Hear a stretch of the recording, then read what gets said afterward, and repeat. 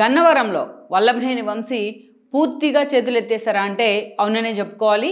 గత కొన్ని రోజులుగా గన్నవరం కేంద్రంగా జరుగుతున్న పరిణామాలు కానీ అటు వైసీపీలో కూడా చర్చనీయాంశమయ్యాయి.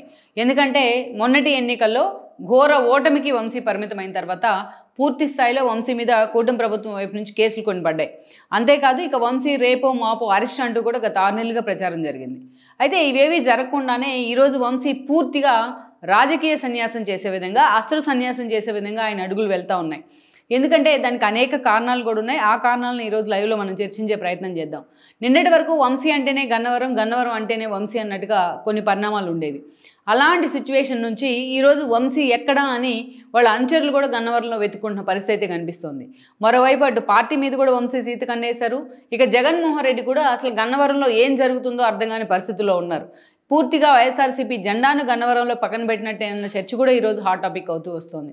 ఈ సిచ్యువేషన్కి కారణం ఏంటి? అసలు వంశీ నిన్నటి వరకు అంత అగ్రెసివ్ మోడ్లో ఉన్న వంశీ ఒక్క ఓటంతోనే ఎందుకు సైలెంట్ అయ్యే పరిస్థితి వచ్చింది? వంశీ పూర్తిగా ఈ రోజున అటు బీజేపీలోకో లేకపోతే తనకి ఫ్లెక్సిబుల్గా ఉన్న వేరే పార్టీలోకి వెళ్తారంటూ జరుగుతున్న ప్రచారంలో వాస్తవం ఎంత? వంశీ అసలు పూర్తిగా పార్టీలో సైలెంట్ అవ్వడానికి కారణం ఏంటి? ఈ అంశాలన్నీ కూడా ఈ రోజున హాట్ టాపిక్ అవుతున్నాయి. వాటి గురించి 1 by 1 మనం చర్చించే ప్రయత్నం చేద్దాం. ముందుగా మనం వంశీ విషయానికి వచ్చినట్లయితే మనం చాలాసార్లు ఆయన పొలిటికల్ ఏదైతే ఎజెండా గురించో పొలిటికల్ హిస్టరీ గురించో చాలాసార్లు చెప్పుకునే ప్రయత్నం అయితే చేస్తున్నాం మనం. బట్ ఒకసారి దాన్ని నేను టచ్ చేసే ప్రయత్నం చేస్తాను.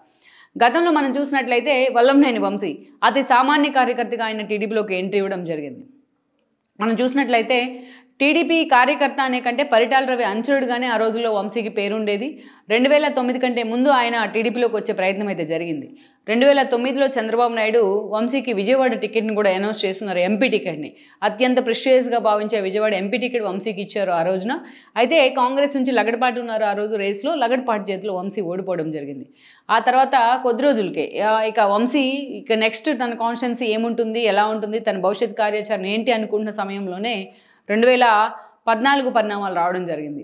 2014 కంటే ముందు ఆ రోజు ప్రజారాజ్యం పార్టీ వైపు నుంచి కేసీఆర్ నాని లాంటి వాళ్ళు అక్కడ వచ్చిన ఎదురైన బెటర్ ఎక్స్పీరియన్స్ కారణంగా ఆ తర్వాత వైఎస్ఆర్సీపీ ఆ తర్వాత వాళ్ళు టీడీపీలోకి రావడం జరిగింది.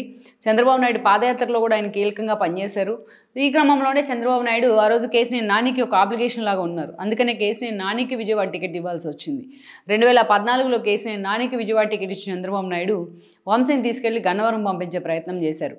ఆల్రెడీ అక్కడ ఎస్టాబ్లిష్ అయ్యి ఉన్న దాసరి బాలవర్ధనరావు లాంటి వాళ్ళని పక్కన పెట్టి మరీ వాళ్ళని కన్విన్స్ చేసి మరీ వంశీని చంద్రబాబు నాయుడు గన్నవరం పంపిస్తే గన్నవరం నుంచి వంశీ ఎమ్మెల్యేగా గెలిచారు. దొట్ట రామచంద్రరావు ఆ రోజు వైఎస్ రాజశేఖర రెడ్డికి ఆయన క్లోజ్ అసోసియేట్ కూడా, ఇద్దరు డాక్టర్సే. అలాంటి దొట్ట రామచంద్రరావు వైఎస్ఆర్సీపీ తరపు నుంచి పోటీ చేస్తే ఆయన చేతిలో చావు దొప్పి కన్నులొట్టబోయిన విధంగా వంశీ ఎమ్మెల్యేగా గెలిచారు. పార్టీ అధికారంలోకి వచ్చింది. వైఎస్ఆర్సీపీ ప్రతిపక్షానికి పరిమితమైంది. కానీ స్వపక్షంలోనే విపక్షంలాగా వంశీ వ్యవహరిస్తూ వచ్చారు. విజయవాడ నడిబొడ్డున జగన్మోహన్ రెడ్డిని ఆలింగనం తీసుకున్న విధానం కానీ, అదేవిధంగా విజయవాడ సిపితో అప్పుడు ఆయన ఎస్టాబ్లిష్ చేసుకున్న గొడవలు కానీ, దేవినేని ఉమా లాంటి వాళ్ళని పదే పదే బహిరంగంగా విమర్శలు చేస్తూ పార్టీకి ఇబ్బందిగా మారిన తీరు కానీ, ఇవన్నీ కూడా వంశీ పూర్తి స్థాయిలో కేర్ ఆఫ్ కాంట్రవర్సీ అనిపించుకోవడానికి అయితే కారణమయ్యాయి. అలాంటి వంశీకి టికెట్ ఇవ్వాలా లేదా అన్న చర్చ కూడా కొంతకాలం పార్టీలో జరిగింది. ఎంత వ్యతిరేకత ఉన్నా సరే చంద్రబాబు నాయుడు మరోసారి 2019లో అలాంటి వంశీకి టికెట్ ఇచ్చే ప్రయత్నం చేశారు.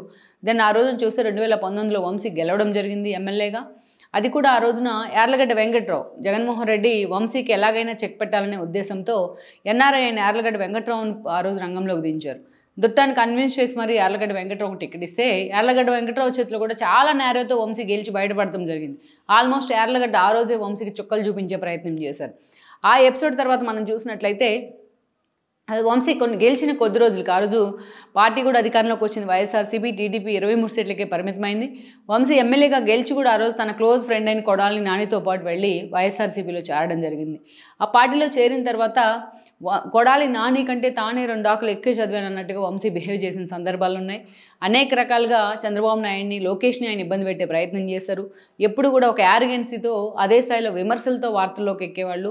ఆఖరుకు చంద్రబాబు నాయుడు సతీమణి అయిన భువనేశ్వర్ని కూడా క్యారెక్టర్ అసాసినేషన్ చేసేలాగా మాట్లాడి చంద్రబాబు నాయుడు కన్నీళ్ళకు కూడా కారణమయ్యాడు ఆయన.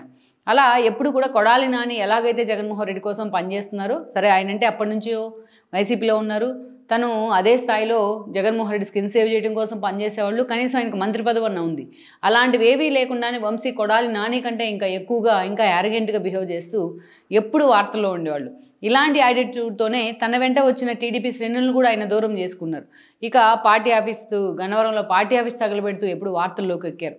ఇలా ప్రతి విషయంలో ఏదో ఒక విషయంలో వంశీ ఎప్పుడు కేర్ ఆఫ్ కాంట్రవర్సీ అన్నట్టుగా మారిన తీరుతో జగన్మోహన్ రెడ్డి కూడా వెక్స్ అయ్యారు ఒక దశలో. వంశీని అప్పట్లో విజయవాడ వెళ్ళమని ప్రచారం జరిగింది ఎప్పుడైతే ఎన్నికలకు ముందు ఎంపీగా. బట్ ఆయన సస్పేర్ అనడంతో చివరికి జగన్మోహన్ రెడ్డి వంశీ వైపే మొగ్గు చూపారు. ఎంతటి వ్యతిరేకత ఉన్నా వంశీ తప్ప అక్కడ ఆప్షన్ లేని పరిస్థితుల్లో వంశీ వైపే మొగ్గు చూపడం జరిగింది. ఈ క్రమంలోనే ఇక ఎలాగూ వంశీ వైసీపీలో ఉంటే తనకు టికెట్ దక్కదని గ్రహించిన యార్లగడ్డ వెంకట్రావు ఆ తర్వాత పార్టీని వీడటం జరిగింది. బహిరంగంగా ఆయన లోకేష్ సమక్షంలో గన్నవరంలోనే టీడీపీలో చేరారు.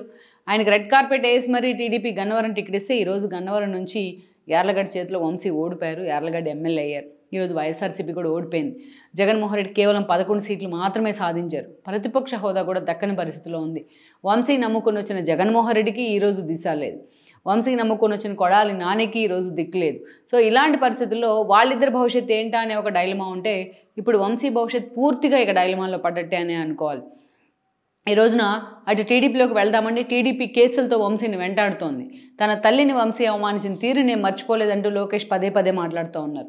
అంతేకాదు మనం ఇంకో విషయం చూసుకుంటే గన్నవరంలో పార్టీ ఆఫీస్ తగలబెట్టిన కేసులో ఆయన మీద లుకౌట్ నోటీస్ కూడా జారీ అయింది. ఆల్మోస్ట్ 3 నెలల పాటు వంశీ అబ్స్కాండ్ కూడా ఆయన పరిస్థితుంది గన్నవరం కాన్స్టిట్యున్సీ నుంచి. ఇక సంకల్ప సిద్ధి లాంటి స్కామ్స్ కూడా ఆయన మీద ఉన్నాయి.